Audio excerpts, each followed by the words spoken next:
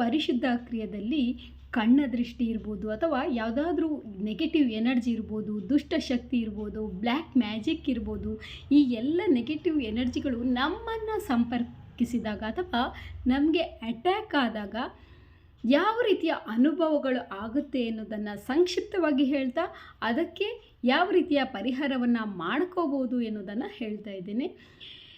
ನಮಗೆ ಬಹಳಷ್ಟು negative energy ನಮ್ಮನ್ನು ಸಂಪರ್ಕಿಸಿದಾಗ ಅಥವಾ ನಮ್ಮನ್ನು ಆವರಿಸಿದಾಗ ನಮಗೆ ಕಾಲಿನ ಗಂಟಿನ ಕೆಳಗಿನ ಭಾಗ ಏನಿದೆ ಅಲ್ಲಿ ಶಕ್ತಿ ಕುಂದಿದಂತಹ ಅನುಭವ ಆಗುತ್ತೆ, ಕಣ್ಣು ಮಂಜಾದ ಅನುಭವ ಆಗುತ್ತೆ, ಯಾವುದೇ ಕೆಲಸ ಇದ್ದರೂ ಕೂಡ ಮಾಡೋದಕ್ಕೆ ಮನಸ್ಸಾಗಲ್ಲ, ಕೆಲಸವನ್ನು ಪೋಸ್ಟ್ಪೋನ್ ಮಾಡ್ತಾ ಹೋಗ್ತೇವೆ.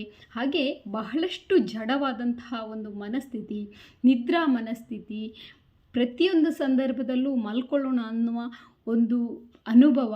ಹಾಗೆಯೇ ಇಲ್ಲಿ ನಮ್ಮ ಭುಜದ ಭಾಗ ಏನಿದೆ ಅದು ಕೂಡ ಬಹಳಷ್ಟು ನೋವಿನಿಂದ ಕೂಡಿರ್ತದೆ. ಹೀಗೆ ಒಬ್ಬರೊಬ್ಬರಿಗೆ ಅನುಭವಗಳು ಬೇರೆ ಬೇರೆ ಆಗುತ್ತೆ. ಹಾಗೆ ನೆಗೆಟಿವ್ ಎನರ್ಜಿ ನಮ್ಮನ್ನು ಕನೆಕ್ಟ್ ಆದಾಗ ಆ ಒಂದು ಫೀಲ್ ಏನಿದೆ ಖಂಡಿತವಾಗಿಯೂ ನಮಗೆ ಅನುಭವಕ್ಕೆ ಬರುತ್ತೆ. ಅಂದರೆ ನನಗೆ ನೆಗೆಟಿವ್ ಎನರ್ಜಿ ಕನೆಕ್ಟ್ ಆಗಿದೆ, ನನಗೆ ಈ ಒಂದು ಅನುಭವ ಆಗ್ತಾ ಇದೆ, ಆ ಒಂದು ಫೀಲಲ್ಲೇ ನಿಮಗೆ ನೆಗೆಟಿವ್ ಎನರ್ಜಿ ಕನೆಕ್ಟ್ ಆಗಿರುವಂತಹ ಭಾವನೆ ಬರುತ್ತೆ. ಹಾಗಾದರೆ ಇದಕ್ಕೆ ಏನು ಮಾಡಬೇಕು? ಸಂಕ್ಷಿಪ್ತವಾಗಿ ಪರಿಹಾರವನ್ನು ನೋಡೋದಾದರೆ, ನಾವು ದಿನನಿತ್ಯ ಸ್ನಾನ ಮಾಡುವಾಗ ಉಪ್ಪು ನೀರಿನಿಂದ ಒಂದು 7 ದಿವಸ ಸ್ನಾನ ಮಾಡ್ತಾ ಇರಬೇಕು.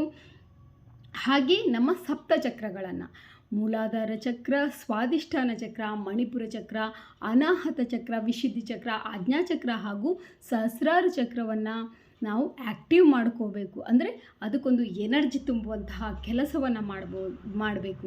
ಯಾವುದೇ ರೀತಿಯಿಂದ ಇರ್ಬೋದು, ಅದರ ಬೀಜಾಕ್ಷರವನ್ನು ಜಪಿಸುವಂತಹ ಒಂದು ಕೆಲಸದಲ್ಲಿರ್ಬೋದು, ಅದಕ್ಕೆ ಸಂಬಂಧಪಟ್ಟಿರುವಂತಹ ಆ್ಯಕ್ಟಿವೇಶನ್ ಯಾವುದೇ ರೀತಿಯಿಂದ ಇರ್ಬೋದು, ಆ ಕಲ್ಲರನ್ನು ಉಪಯೋಗಿಸ್ಕೊಂಡು ನೀವು ಮಾಡ್ಬೋದು. ಬೇರೆ ಬೇರೆ ರೀತಿಯಿಂದ ಅದರ ಬಗ್ಗೆ ಇನ್ನೊಂದು ಸಾರಿ ಯಾವ ರೀತಿ ನಮ್ಮ ಸಪ್ತಚಕ್ರಗಳನ್ನು ಆ್ಯಕ್ಟಿವ್ ಮಾಡೋದು ಎನ್ನುವುದನ್ನು ನೋಡೋಣ.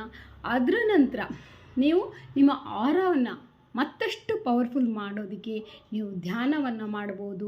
ಒಂದು ವಿಶೇಷವಾದಂತಹ ಪವರ್ಫುಲ್ ನಿಮಗೆ ಒಂದು ಮನಸ್ಸಿಗೆ ಬಂದಿರುವಂತಹ ಒಂದು ಚಿಹ್ನೆಯನ್ನು ಬಳಸ್ಕೊಂಡು ಅದಕ್ಕೆ ಪ್ರಾಣ ಪ್ರತಿಷ್ಠೆಯನ್ನು ಮಾಡಿ ನಿಮ್ಮ ಒಂದು ಸರ್ಕಲಲ್ಲಿ, ಸುತ್ತಮುತ್ತಲಿನ ಸರ್ಕಲಲ್ಲಿ ಆ ಒಂದು ಪಿರಮಿಡ್ ಆಕಾರದ ಒಂದು ಸುರಕ್ಷಾ ಚಿಹ್ನೆಯನ್ನು ನೀವು ಮಾಡ್ಕೋಬೋದು. ಹೀಗೆ ಇನ್ನಷ್ಟು ಬಹಳಷ್ಟು ಪರಿಹಾರಗಳು ಕೂಡ ಇವೆ. ಈ ನೆಗೆಟಿವ್ ಎನರ್ಜಿಯನ್ನು ನಮಗೆ ತಲುಪಿದಾಗ, ಆ ಒಂದು ಭಾವ ಬಂದಾಗ ನಾವು ಕೂಡಲೇ ಅದನ್ನು ಆದಷ್ಟು ಪರಿಹರಿಸಿಕೊಳ್ಳುವಂತಹ ಮಾರ್ಗವನ್ನು ಕಂಡುಹಿಡಿಬೇಕು.